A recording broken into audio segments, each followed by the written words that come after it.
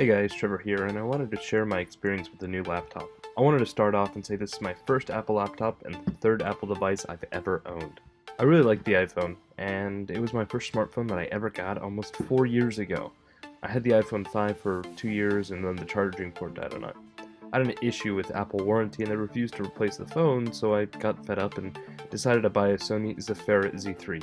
I hated it and I broke it twice even. Then I got a cheap Nokia phone, which is pretty awesome. It can do basic stuff, and the phone took a beating and it still kept going. After that I thought I'd get a better phone that can actually have apps like Snapchat. And I got a Bold Like Us smartphone for around $100, and I certainly recommend it for those first-time smartphoners. If it breaks, you didn't spend $700 to $1,000 on it, and it's pretty good. But I did break it as well, and that's okay. I decided to go back to the iPhone, and I got the iPhone SE, and trust me, I love it. Way better than the other phones that I've had. So altogether, I've had more Windows and Android phones than iPhones, but again, I really like the iPhone ecosystem, and it works great.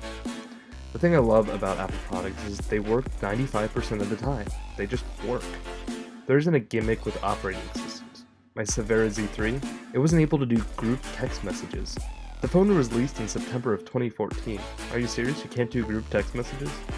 And I didn't find that out until after I already bought it and opened it and used it for a while. But that's the amazing thing with Apple products. They just work. And I'm not saying your phone will never crash or it doesn't get slower over time as you load it up with junk, but I feel like they're relatively quality products. They're not amazing specifications, but they do really well.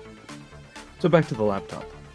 I ordered it online and decided to do an in-store pickup. It took almost 36 hours for them to officially process my order. Okay, whatever. It was annoying since the product was in stock at the store as well. It wasn't as if I was buying it the top of the line crazy models either. I bought the mid-range model that, like I said, was in stock at the store, so kind of frustrating, but whatever. It was the 15-inch late 2016 model with the 2.7 GHz i7, 16GB of RAM, and the Radeon Pro 455 graphics card, and 512GB SSD. Now, Geekbench released results that made these laptops look like they're underpowered and slower than the last generation, but check out this video by Jonathan Morrison, and it'll prove that they're actually not slower. It's just a Geekbench result. Now no, these specs are not amazing on paper. I'm actually quite mediocre in general when it comes to other laptops, but there's a key difference between MacBooks and Windows laptops. Software optimization. You pay for the software and the usability. Also, check out this 4K rendering video from Linus Tech Tips, and then check out the same one from Jonathan Morrison. I'll link them somewhere in the video here and down below.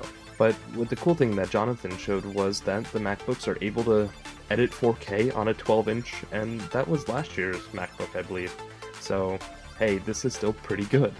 Final Cut Pro is an amazing software, and if you're going to buy a MacBook, I would suggest purchasing the software as well.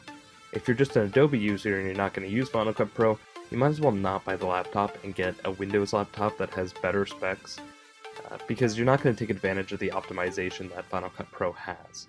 This is also the first time I've owned anything with a 4K display, and yeah, it's pretty. So let's talk about this year's feature, the Touch Bar and the Touch ID.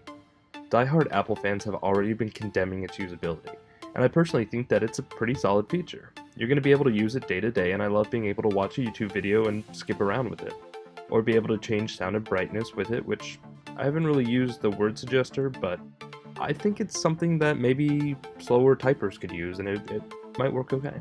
Now, if I had the 2015 MacBook, I wouldn't upgrade for these features, but if I was due for an upgrade, or I've never had a MacBook like I didn't, then I don't think anything is wrong with it. I think it's a great feature. As for the USB-C ports that everyone wants to slaughter Apple over, seriously, I've watched too many YouTubers cry and complain about it. They've been crying over having to use dongles. Okay, dongles aren't great, but you know, you can get little hubs that plug into the side or use an adapter. It really isn't the end of the world, considering in a year or two you won't be using USB Type-A anymore, and if you're complaining about spending $2,000 or $3,000 on a laptop, then the 10 or 15 bucks you're going to spend in an adapter or the 30 bucks for the hub is really not that big of a deal. I mean, 3,000 to 30 bucks, it's nothing. And too many devices have been going to USB-C anyway, and soon the USB Type-A and that god-awful USB Type-B monstrosity will be gone. Thank goodness.